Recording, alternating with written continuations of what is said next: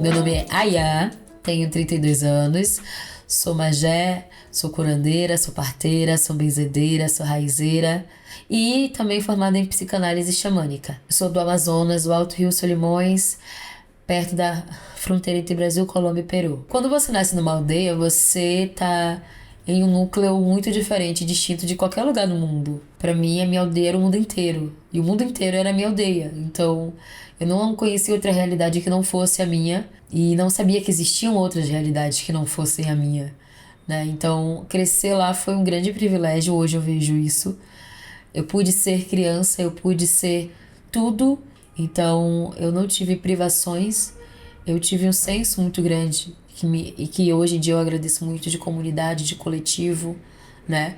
De empatia, como é o nome? Inteligência espacial, né? Que vocês falam. Mas não é só sobre geografia ou sobre espaço, é muito sobre pessoas. O bem de todos é o bem de um. O bem de um é o bem de todos. Como qualquer povo, a gente vivia originalmente, né? Pré-colonização, em um outro mundo, né? Onde convivíamos, onde tínhamos nossa sociedade, ela era respeitada por sua força e espiritualidade. O núcleo de qualquer povo originário aqui no Brasil, posso falar pelos outros, mas principalmente dos nossos, é espiritual. Nós viemos de clãs, cada clã veio de um animal, né? De um elemental específico, e que deu origem a esse povo, de diferentes propósitos, né? Clã de pele, clã de pena, e por aí vai. Eu sou descendente da Piramama. Piramama é a essência de toda vida na água, ela é um elemental. E ela é colocada na história como a grande cobra, né? Por onde ela passou, se formou o rio Amazonas. E ela é essa representação de toda a essência de vida, de todas as formas de vida na água. A gente tem essa história que já é nossa cosmoética, nossa cosmovisão, né? E isso vem nos acompanhando, né? Também define aonde moramos, também define o nosso estilo de vida, também define nossa personalidade quanto povo. Se você for ver cada etnia, dependendo do seu clã e da sua cosmovisão, ela tem uma postura diferente. Ela tem uma cultura, né, costumes, tudo isso é baseado nessa origem. E a gente vem desse lugar que é muito nosso, muito único e que gerou muito das nossas defesas, né? As mulheres, a Piramama é um elemental com energia feminina, né? A Piramama é esse elemental da sabedoria, né? Essa cobra, que é a cobra, ela é a guardiã dos saberes ancestrais da terra, tão antiga quanto a própria terra. E ela traz esse lugar de sabedoria, de entendimento, de transição, porque ela não existe só na terra, ela também existe na água, né? Ela também sobe as árvores, ela existe nesse ar, ela existe nesse fogo. Então, ela tá ali transitando entre os elementos, coexistindo com todo o ambiente e se regenerando e mudando, assim como ela muda de pele.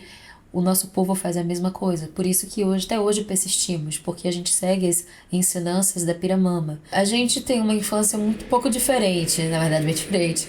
A gente não é criado com sexualidade. Quando você é criança, e isso é um ser que é a parte de sexualidade. Eu não tinha entendimento de que eu era menina,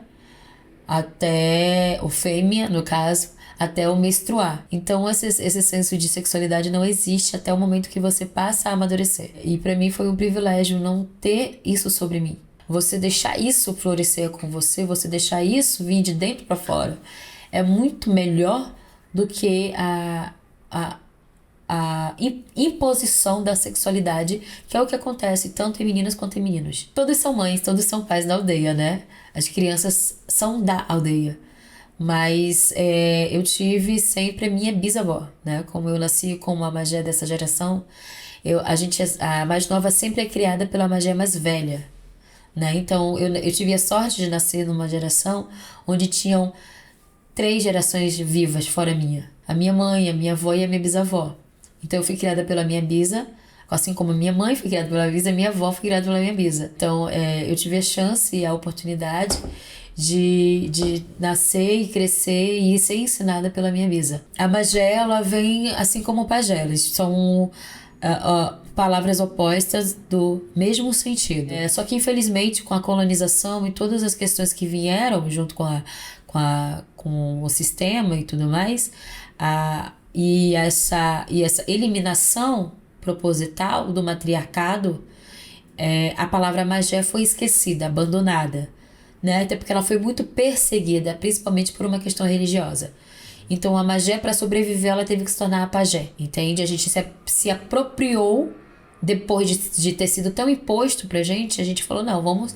A gente se apropriou da palavra pajé, não é o pajé, é a pajé, mas agora a gente está resgatando muito essa magé, que também tem o seu lugar e pertence a nós, mulheres. As nossas crianças são muito protegidas, né? Então, assim, ao longo da vida a gente não tem realmente aquele contato com as outras etnias, que falam outras línguas e tal. Eu tive mais porque minha mãe era pajé, né? A magé atual. E a gente vem... E esse posto, esse cargo, ele é geracional. A cacica na minha etnia, é um posto de confiança. Ele não é passado de pai para filho. É porque a aldeia confia, né? E aí essa mulher, ela é colocada lá. Mas a pajé, ela é geracional. Então você só é pajé se você nascer de uma. Porque esses ensinamentos, eles precisam vir desde o útero, praticamente. O núcleo político da gente, ele é bem formado. Você tem a cacica, você tem a magé e você tem o Conselho das Anciãs. Todos são importantes, sabe? Não tem essa coisa por exemplo, às vezes, eu vejo muito na política daqui que às vezes o presidente, principalmente algumas demandas, é mais um boneco. A líder é a cacica, né? E o Conselho das Anciãs, ele vem com alto peso também, porque são as mulheres sábias. São as mulheres que tiveram grandes experiências, né? Durante várias gerações, apesar de ter mais de 60, então a experiência de vida delas, elas trazem não como uma imposição, não há, porque liderar é servir ao outro, não é sobre o outro. Então você não tem esses problemas que você tem aqui fora numa sociedade dentro da minha aldeia, que é matriarcal. Por quê? Porque elas conversam entre si e é pro entendimento e maior benefício de toda a aldeia, não de uma. E a magé, ela vem no sentido mais de sabedoria. Decisões mais voltadas para a espiritualidade, decisões mais voltadas para conselhos. Às vezes o último voto, sabe, na balança. Então a magé, ela está sempre presente ali, mas às vezes ela chega a ser esse leme, sabe? Só tomando um pouco da direção ali, mas quem compõe mesmo esse poder de decisão político mesmo, social, é o conselho e a cacica. A gente teve várias invasões, né? As mais assim, tipo, de fora, assim, mesmo as que não são colocadas num livro. A gente teve a colonização que veio muito antes do português, que foi a dos espanhóis. Eles desceram o rio Amazonas, eu falo descida porque você tem o Peru lá em cima, né? Você tem a Colômbia logo do lado, e aí só que a gente tá mais pro lado do Peru do que da Colômbia. Então, quando os espanhóis vieram descendo o Peru, eles se encontraram com muitas aldeias matriarcais. O meu povo foi uma dessas, e houve uma luta muito grande, houve uma repressão muito grande, houve uma perseguição proposital, não por terra, mas por aniquilação, por eliminação mesmo. Porque ser mulher em uma sociedade onde as mulheres regiam, onde as mulheres, né, mandavam, onde as mulheres gestionavam tudo, era contra tudo que eles acreditavam, né, sobre Deus sendo pai, Jesus sendo filho, Espírito Santo sendo qualquer coisa menos mulher. Então, quando houve uma visão, tipo, é a mulher que manda, resumidamente, né, falando assim, então houve uma situação muito complicada da aceitação sobre isso. E principalmente o medo de que isso vazasse, sabe, se tornar, sei lá, outras pessoas pudessem, lá de fora pudessem, querendo ou não, querer fazer a mesma coisa. Então vamos reprimir, como se a gente fosse praga, para que isso não se espalhe, não se alastre, né? Então houve essa perseguição. Depois veio por baixo os portugueses, os espanhóis, eles só se retiraram, primeiro, pelas doenças. E assim, falei mal, falei bem dele. Na verdade, falei muito mal dele, mas eu amo ele, é o mosquito. É a nossa melhor arma. E depois pelos portugueses, né? Por uma questão de conflito de interesses. Lá, a gente lá do Amazonas, a gente teve, principalmente do Alto Solimões, a gente teve essas duas frentes aí, que nenhuma das duas foram amistosas. Pelo contrário, foram chacineiras, assim. O que aconteceu? Muitas aldeias matriarcais foram dizimadas, né? Algumas tiveram que se juntar a outras etnias, perdendo sua identidade, né? Porque sobraram muito poucas delas, né? E outras tiveram que se miscigenar, mas ainda se tornando soberanas, apesar da miscigenação. A minha só conseguiu manter mais suas tradições mais fora de foco porque ela teve que se esconder. Não importa o quanto eles explorassem, ninguém conhece a floresta melhor do que a gente. Por exemplo, a gente tem o povo Surrupira. O povo Surrupira é um povo que não existe mais de forma física. Porque quando eles viram os espanhóis invadindo, toda a aldeia, eles se reuniram perto do rio e toda a aldeia, crianças, idosos, todo mundo entrou no rio e nunca mais foi vista. Então era esse nível de pertencimento que a gente tem à nossa terra. Vocês podem invadir, mas vocês não terão nossas almas nem nossos corações. Muito menos nossos corpos. A gente tem uma dignidade, um senso de honra, de pertencimento tão grande que se você não for a mãe natureza personificada, você não tem poder sobre a gente. A gente não veio como os negros pra cá contra gosto, somos daqui. Então queremos morrer na nossa terra com dignidade e honra. Então a gente teve que se recolher, a minha etnia teve que se recolher para poder sobreviver. Não quando a situação melhorou, porque realmente nunca melhorou exatamente, sabe? Mas quando estávamos mais fortes, ressurgimos novamente, né? Sempre existimos, mas a gente teve que ressurgir em algum momento para entendimento também do nosso redor. A minha aldeia era o meu mundo, e o meu mundo era a aldeia. Para mim, todo lugar era como era a minha aldeia. Logo que eu saí de lá, que eu já fui pro outro lado, pra Tabatinga, da cidade de Tabatinga, que faz fronteira com a Colômbia, já era muito diferente, né? Lá você tem a maioria da etnia lá é ticuna. E lá os ticunas, eles têm essa coisa muito forte, né? Eles são clã de onça. Então, eles têm a cultura deles foram bem mudada com a colonização, com o sistema, principalmente com a religião. É uma cultura, infelizmente, tá bem urbanizado, mas assim, as etnias são muito reprimidas, são vistas muito como povo sujo, sabe? Eles vendem lindos artesanatos, né? Por ninharia. Então, assim, é uma repressão muito grande com os povos indígenas, não só ali, mas em vários lugares no Brasil, principalmente no Amazonas, o que poderia ser visto como contraditório. Infelizmente, é difícil você ver uma aldeia agora que não tem uma igreja dentro. Principalmente quando você fala de assembleia, que para mim é um parasita ambulante. Você tem esse lugar de religioso, que acabou se tornando obrigatório, né? Se você quer salvar sua alma, entre aspas. E tem muita aldeia que é muito ingênua, né? E elas conseguem sofrer essa lavagem cerebral, porque, como eu te falei, houve uma perseguição muito grande das magés e dos pajés. E eles que tinham conhecimento espiritual de cada etnia não nasceram mais por causa da dizimação. E aí você tem um déficit muito grande no Brasil inteiro. Você tem caciques, você tem aldeias, você tem pessoas indígenas, e você não tem uma liderança espiritual lá dentro. Então, assim, a igreja, ela veio tapando esse buraco, entre aspas, mas colocando dela ali dentro, e não o pertencente àquele povo ali dentro, né? Então, assim, eu me vi de lá, principalmente quando eu fui pra cidade de Manaus, que eu via situações acontecendo com as mulheres, e as mulheres baixando a cabeça, e as mulheres se calando, e as mulheres, eu falava, gente, eu já briguei com uma pessoa que tava brigando assim, que levantou a mão pra dar, né? Ele não chegou a bater nela, mas eu bati nele.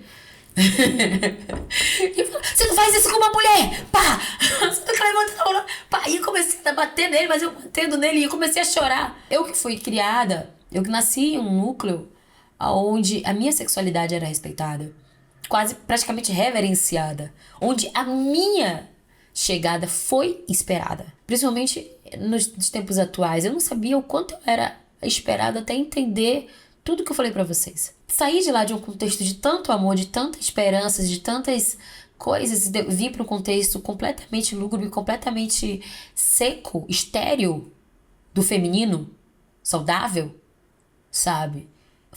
Pra mim foi impactante, eu adoeci de vários graus, espiritual, energético. E aí eu descobri sobre civilizações matriarcais. É isso aqui, ó. É isso aqui, ó. Que você tem o feminismo hoje e você tem o matriarcado, né? O feminismo tem menos de 100 anos. O pessoal fala, ah, tu é feminista. Não, eu sou matriarcal, né? Mas eu apoio o feminismo por várias outras questões que eu entendo que a mulher aqui de fora teve que ter pra poder chegar ao que é. É muito interessante colocar isso, porque assim, é tudo voltado aqui pro patriarcado. O feminismo, ele é isso. Eles são mulheres patriarcais querendo se libertar do patriarcado, né? E o matriarcado são mulheres que se colocam como mulheres. E a sexualidade também vem muito nesse lugar, sabe? Por exemplo, crescer sem sexualidade, a sexualidade vir depois de um tempo de forma natural. Quando você menstrua, as mulheres falam com você sobre o que é menstruação, né? As primeiras experiências sexuais foram com outras mulheres, porque a gente tem esse entendimento de como eu posso conhecer meu corpo se não com um corpo semelhante. Então, assim, essas experiências, elas foram muito importantes pra mim entender quem eu sou. Eu vim só perder minha virgindade muito pra lá, porque eu pensava, eu não tô preparada pra receber um pênis dentro de mim. Entendi? Eu tinha isso muito claro. E eu dava conselhos sexuais para outras pessoas, sendo que eu era virgem. Então, era um espaço assim de eu sei quem eu sou, eu sei o que eu aguento, eu sei o que mentalmente eu tô preparada ou não para lidar. Porque esse diálogo sempre foi muito aberto. A sexualidade nunca foi vista como um tabu. A gente ainda não nasce com esses estereótipos e esses conceitos pré-concebidos.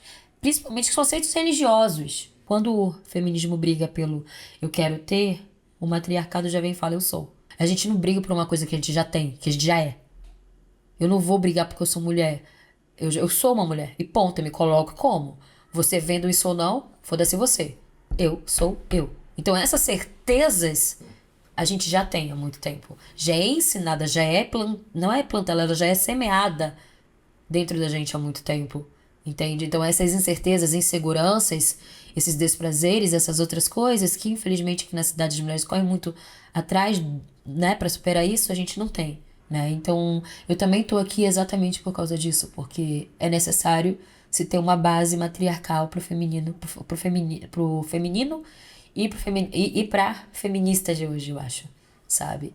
A gente é milenar, né? Então acho que tem algumas coisas que a gente pode estar ensinando e trocando figurinha. Eu sei que rola várias discussões aqui fora, principalmente sobre a amamentação da mulher na rua, sabe?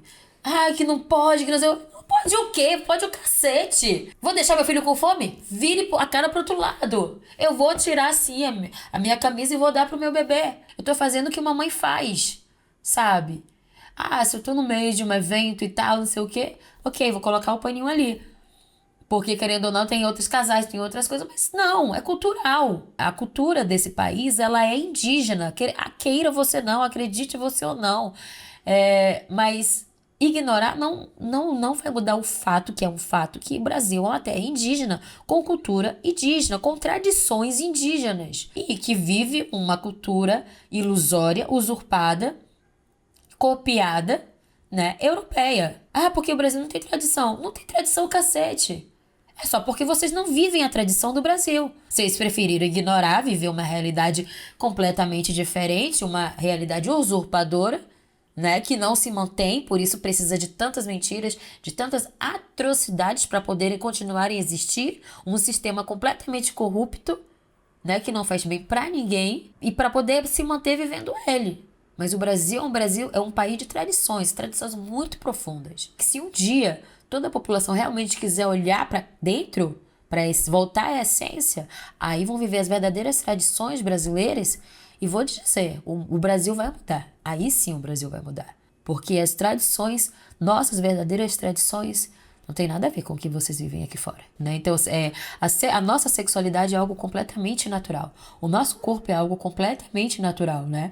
As nossas relações, interações sexuais são espirituais, não são baseadas pela necessidade da carne. Aqui fora as pessoas veem muita espiritualidade como se fosse uma coisa quando eu tenho tempo ou quando dá. E a gente vive isso todo dia, a gente respira isso todo dia. Não é quando dá, é sempre, é toda hora. Não é como a gente vive com isso, é a nossa vida. E não é religioso, é sobre conexão, sobre entendimento de você, pertencimento a essa terra, sabe? A gente vive em um momento humano e esse momento humano ele é conectado completamente a esse lugar, a esse espaço, a esse presente, a essa conexão com a própria terra.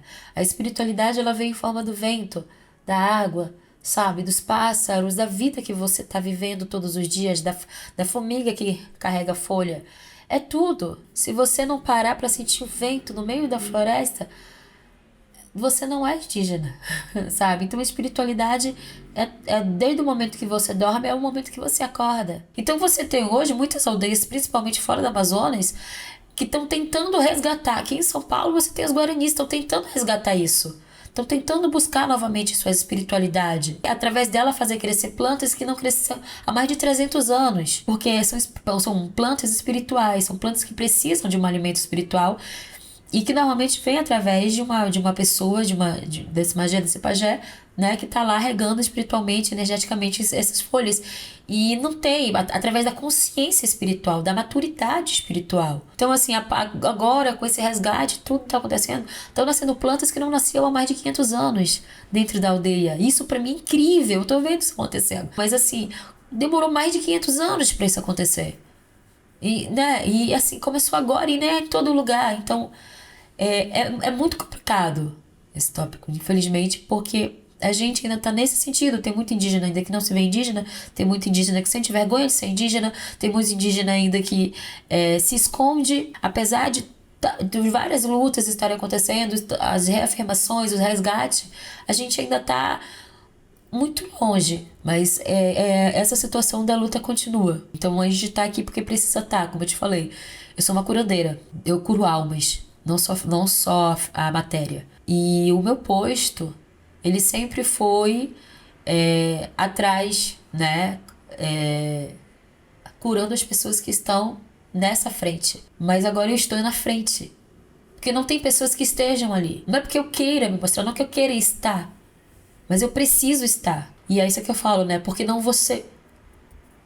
Porque tem que ser outra pessoa. Porque eu vou dar essa carga, porque não deixa de ser um peso, uma responsabilidade muito grande para minha filha ou para a filha dela. Elas podem fazer outras coisas e devem fazer outras coisas. Então eu tenho responsabilidades que são suas, mas é melhor ignorar para ficar no cômodo do que partir para frente e brigar. Mas a gente precisa brigar. Não é que a gente queira. E as brigas, elas não têm que ser exatamente físicas. Elas podem ser assim. Quando você nasce, tudo é ritualística. Então, quando você nasce, você tem a leitura dessa sua constelação familiar. Você tem a leitura dos ossos, né? E que mostra exatamente um pouco desse lugar de você no mundo, né? Porque o destino pode existir, mas também existe o livre-arbítrio e como você se coloca nesse lugar. A caminhada até esse núcleo, quem faz é você. Eu nasci para ser a magé da minha geração. Então seria isso de uma forma ou de outra. Mas como eu seria, quando eu seria, né?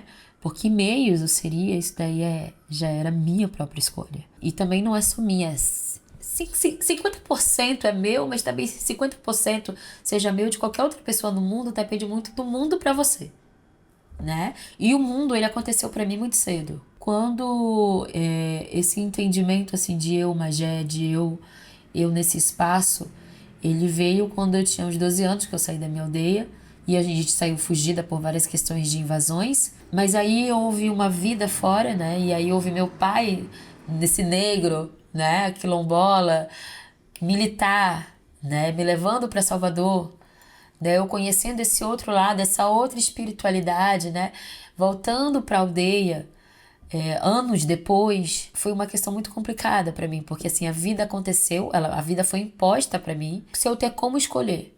Quando eu saio desse núcleo, né, litorâneo, querendo ou não também, negro, né, muito forte, com a herança negra muito forte, eu volto para minha aldeia, eu estava muito perdida de mim mesma, de quem era eu, da minha espiritualidade, no sentido mais indígena, né, no sentido mais focado na pagelança, não na espiritualidade em geral, porque isso é uma coisa que nunca ninguém tira de você, mas eu me perdi durante muito tempo. E quando eu voltei para a aldeia, eu estava muito machucada. E foi um momento de recolhimento.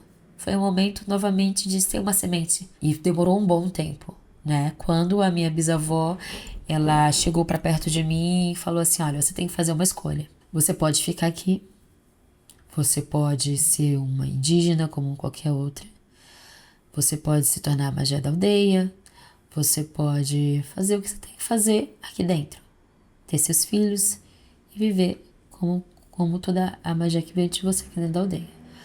E tá tudo bem, isso também é digno. Mas você tem outra escolha.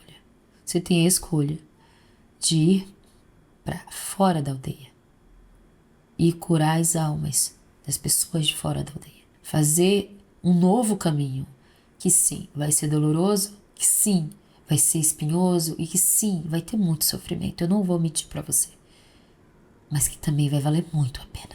E ela me deu essa escolha, né? Porque eu sou uma criança que nasci desses dois mundos, né? Do meu pai, que vem desse lugar de mar, da minha mãe, que vem desses rios abundantes, né? E se convergem nesse encontro das águas do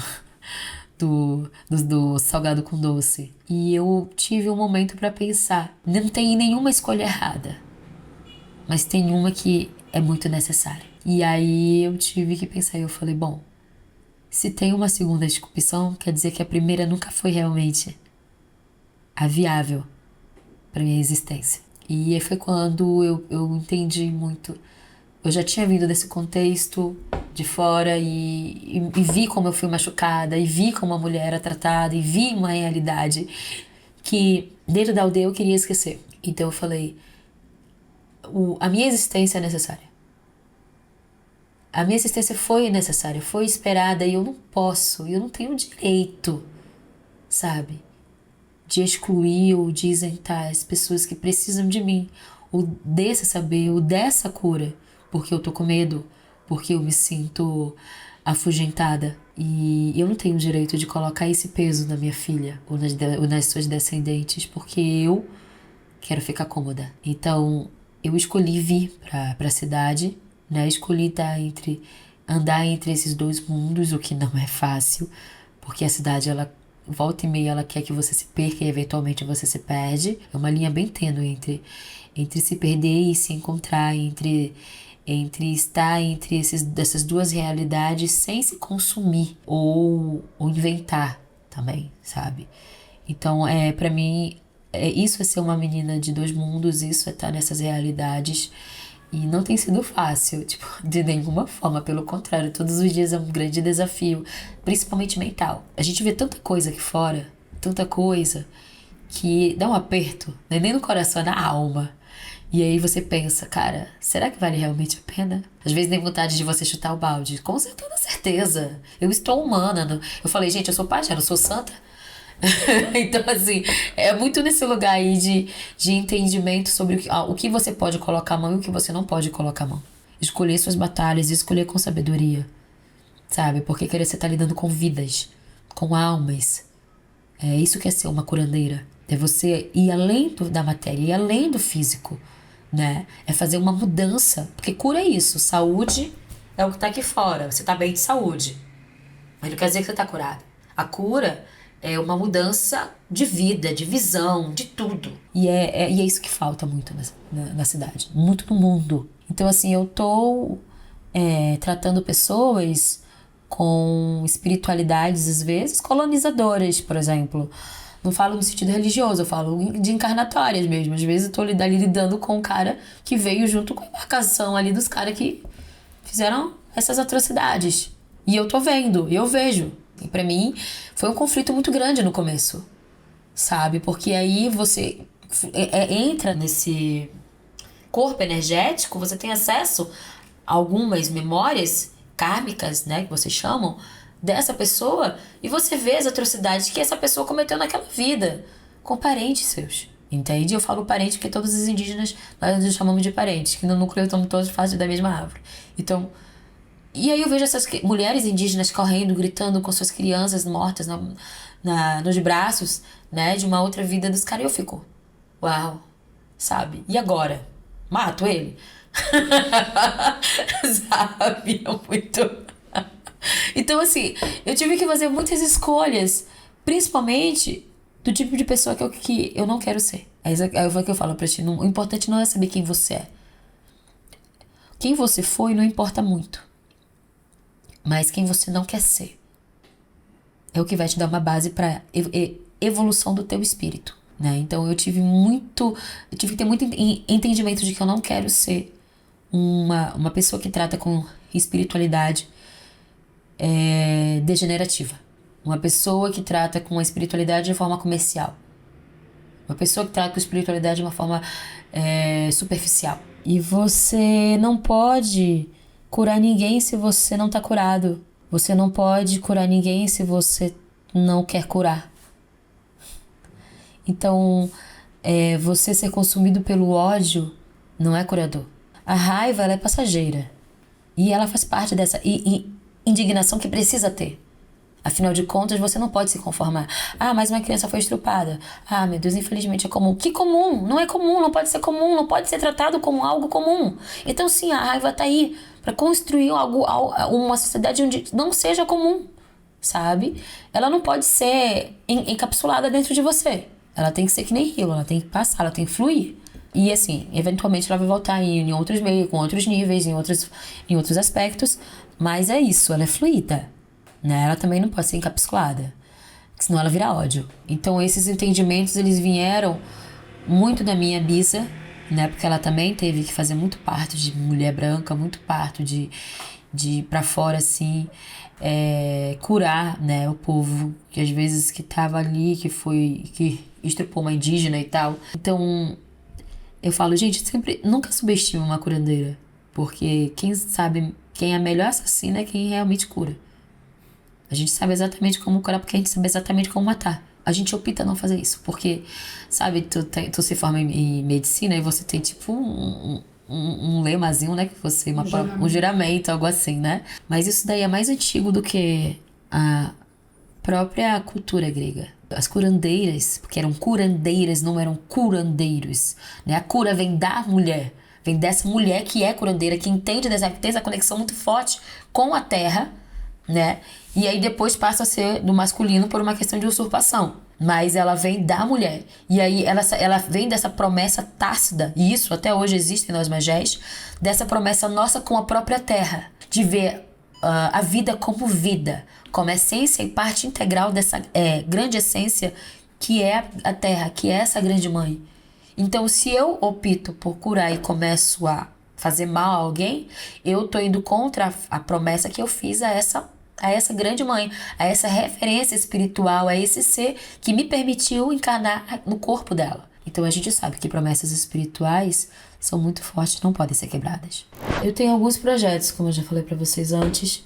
Eu tenho 3 livros que eu tô tentando escrever no intervalo de uma coisa e outra, né? Para me manter na cidade, infelizmente, você tem que ter dinheiro. Então, as coisas que eu faço, tem momentos que eu for para áreas, né, aldeias, áreas periféricas, né, áreas de risco, e faço de graça, porque esse povo não tem como pagar. E aí, agora, por exemplo, eu venho para São Paulo para fazer atendimentos como parteira, como curandeira, né? Como também pajé, então faço limpezas espirituais, faço tratamento de miomas, como várias outras coisas também. Como também sou formada em psicanálise, faço também sessões de psicanálise também, mais xamânicas, que também eu trago um pouco dessa minha cultura sobre esse saber do corpo energético, do corpo emocional, do corpo espiritual, do corpo mental para dentro dessas sessões. Então é uma forma diferente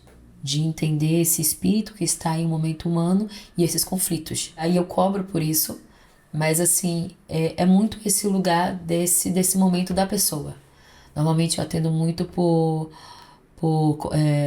indicação, né? Isso é desde que comecei, né? Mas chega um momento que você tem que abrir mais esse espaço, até porque são pessoas que estão atrás dessa cura. A saúde no sentido não físico, né? Mas essa cura que vem de dentro para fora, ela é negligenciada porque não é uma coisa que se vê. Então ela fica de segunda, às vezes terceira, quarta, quinta prioridade, né? Então é esse o lugar. Então eu tô aqui, eu tenho esses projetos, eu tenho esse projeto desses 3 livros. Uma fala um pouco dessa história, dessa pajé que vem pra cidade. O outro é um conjunto de poesias da floresta, que é muito a visão dessa indígena, né, no aspecto mais poético, né, não só da floresta, da sociedade, da aldeia, mas também da sociedade aqui fora e os conflitos também, talvez amorosos e emocionais. E o outro livro ele fala sobre essas sociedades matriarcais, né, baseada nessa visão dessa mulher indígena e trazendo essas vidas passadas para dentro desses livros, desse livro. Tenho esse outro projeto também de as curandeiras, formar curandeiras, né? Não é pessoas que têm interesse herbástico, não é uma pessoa que tem interesse em plantas, é uma curandeira, né? Então, quero formar esse curso, quero abrir as inscrições, nem todo mundo que é inscrito vai fazer parte do curso, porque nem todo mundo é curandeira, né? Então, vai haver uma seleção sim, mas ao mundo, eu sou só uma e tem tanta gente que precisa, sabe? Então, o mundo precisa dessas curandeiras em ação. E elas sentem que tem que fazer, mas no geral não sabem como fazer e aí só, sei lá, doa um dinheiro, entende? Elas podem fazer muito mais e devem fazer muito mais e nasceram para fazer muito mais, mas não sabem como fazer. Então, o curso ele vai dar esse direcionamento para quem sente esse chamado. Também tem esse projeto da horta medicinal, né? A horta medicinal ela vem para dar dignidade, né? O mínimo de dignidade para esses povos, sejam eles periféricos, sejam eles quilombolas, sejam eles indígenas. Trazer essa horta medicinal com essa dipirona, com esses outros remédios que possam atender pelo menos as doenças mais próximas, tipo uma gripe, uma febre, uma diarreia, sabe? Uma tosse. Então, a horta, ela vem nesse intuito de entrar nessas comunidades, de entrar nessas aldeias, de entrar nessas zonas de risco, áreas vermelhas, falar com essa comunidade e entender a necessidade deles e, querendo ou não, se eles querem sim ou não, né? Pra gente poder fazer essas hortas lá, esses projetos dessas hortas medicinais lá, porque quem vai cuidar disso é lá, é a comunidade. Então a gente vai, falo o que é, ensino como fazer as medicinas com essas plantas, ensino como a regar e tudo mais, e eles vão cuidar delas, porque vai ser para eles. Esse meu último projeto, assim, tô falando lá, mas o meu último projeto é um projeto de uma enciclopédia dos saberes medicinais ancestrais tradicionais no mundo inteiro. Eu tenho um sonho, assim, muito grande de viajar por todo mundo e conhecer a medicina. Porque uma coisa é você sair daqui, você como você, e falar com um curandeiro, sei lá, da Malásia sobre a cura dele, ele vai dizer, uma coisa é um curandeiro falar com outro curandeiro. Os tópicos, a forma como isso vai ser abordado é completamente diferente. A sensibilidade no qual isso é levado é completamente diferente. Então eu tenho esse sonho muito grande, né, de ir, principalmente em núcleos que tem um matriarcado ainda existente, porque a gente tá vendo que a gente tá indo para um rumo onde daqui a pouco não tem mais. A minha própria população é muito pequena, entende? Então, assim, a gente tá nesse lugar, assim, de entendimento onde isso se torna muito necessário. Muito, muito, muito necessário. Documentar isso de uma forma de dentro para fora, não de fora para dentro como está sendo abordado. Né? E eu quero fazer muito uma enciclopédia, assim como a gente tinha antes, de cada lugar, né? Colocando as características e esses saberes, né? Tanto em um livro como também em um disco. Sabe que antigamente vinha um livro e o disco? Eu tenho muito porque é importante. Daqui a algum tempo, as gerações futuras, elas vão precisar olhar para trás e entender como tudo isso começou, né? E a gente precisa fazer agora essas coisas, porque daqui a pouco não vai ter mais tempo que o tempo possa dar, né? Então, esse momento é um momento de ruptura, é um momento onde as pessoas, elas falam, é agora, e eu que tenho que fazer. Para finalizar, eu só tenho a agradecer a Grande Mãe, eu tenho a agradecer muito a ancestralidade, os meus ancestrais, a gente sai da floresta, mas a floresta não sai da gente, sabe? E sempre quando eu venho para São Paulo, eu sempre olho para as estrelas assim, eu peço muita sabedoria. E eu peço muito direcionamento, porque assim, São Paulo, ele chega pra mim como uma roleta russa. É muito aleatório tudo que acontece aqui comigo quando eu venho pra cá. Nada consegue ser fixo, nada consegue ser programado. A maioria das coisas é muito na mão do astral.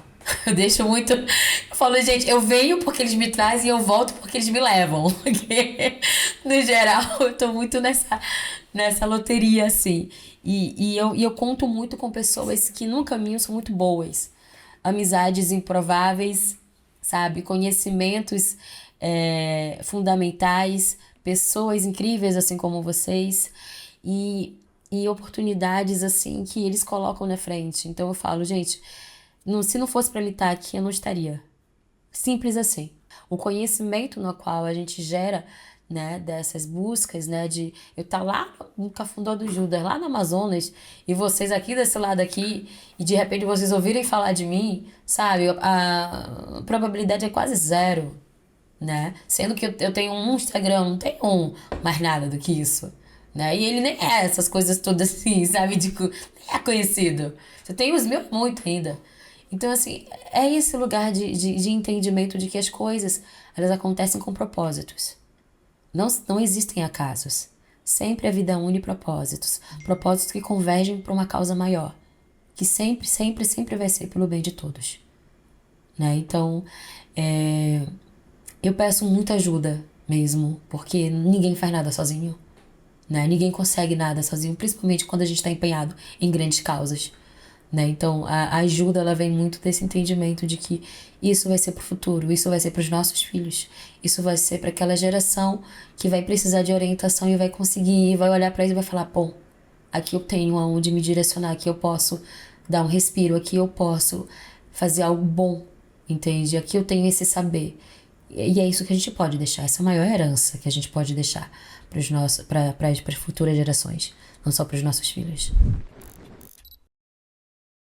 Pouco a gente tem, sabe? Porque a gente não precisa. O que minha bisavó deixou foi uma pena de árpia, que é um legal. É sempre que a mais nova, mas ela é oficializada que você nasce, mas quando você é oficializada, porque a magia antiga ela falou, agora você tá pronta para exercer os deveres, não tem esse cocá que passa de geração para geração, até porque penas são orgânicas.